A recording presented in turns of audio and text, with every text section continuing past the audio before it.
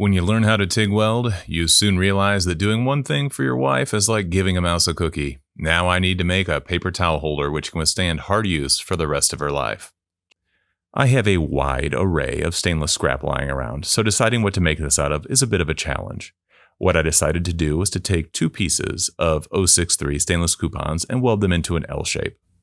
Then I'll weld on a piece of stainless tube to hold the roll. Out of vanity, pride, and hubris, I decided to try and make this look pretty rather than just throwing a few tacks on and calling it a day. That'll probably be a mistake.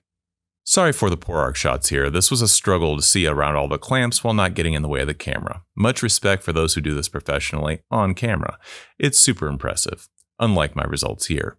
I think this cheap Amazon gas lens just doesn't distribute the gas well versus what it should. I think it may be time to invest in some ferric cups, but what do you guys think? Post up in the comments with some tips. You can tell I need them.